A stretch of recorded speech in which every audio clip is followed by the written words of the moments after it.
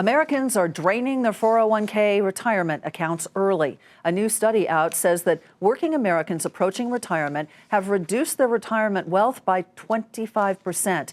This leakage or pre-retirement withdrawal has some asking if the rules need to be changed. Joining us to discuss this is Ivory Johnson. He is founder of his own wealth management firm, Delancey Wealth Management. Good to see you again, Ivory. Welcome back. Welcome. Thank you.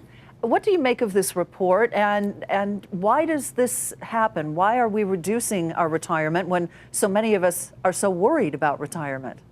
Well, I think a big part of it is investors don't have any type of a financial plan. And as a consequence, they're less likely to have a budget. They're less likely to have an emergency fund. In many instances, they haven't prioritized their goals. And as soon as they hit a rough patch, they go to the one place where they do have money, and that would be their retirement plan. So they're using, Ivory, their retirement plan as their emergency fund. They hit a hardship. They take out a loan. It becomes their piggy bank, and they shouldn't do it that way. That's exactly right, because when you take money out as a loan, not only are you paying it back with after-tax money, but that money isn't growing tax-deferred. If you take a cash-out option, you've paid the taxes up front, and then you're paying the 10% early withdrawal penalty. So it's very punitive in nature.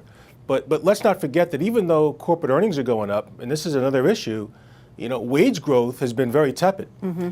And so what that means is, while they're not being paid more, their expenses are still going up in the form of higher health care. A lot of it's education. And if you look at two reasons you can take a hardship withdrawal, two of them, and I don't think it's by accident, is health care and paying for college education.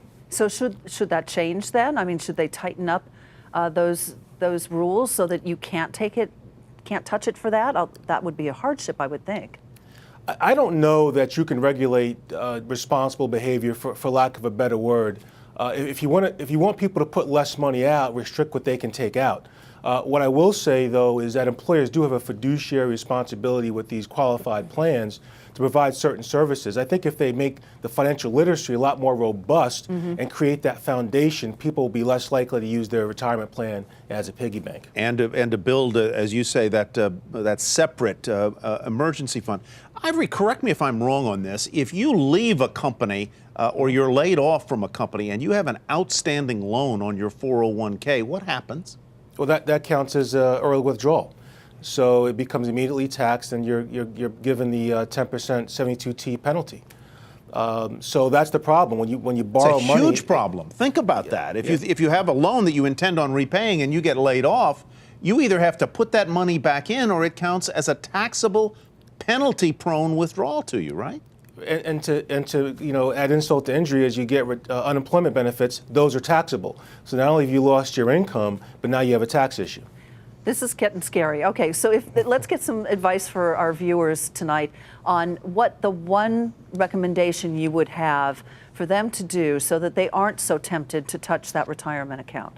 I think they should put together a plan and prioritize what it is that they're trying to accomplish. Because if you have an emergency fund and you haven't maxed out your credit cards, that gives you some cushion so that when you do go through a rough patch, you don't have to access your retirement plans. All right, Ivory Johnson. Ivory, thanks for joining us.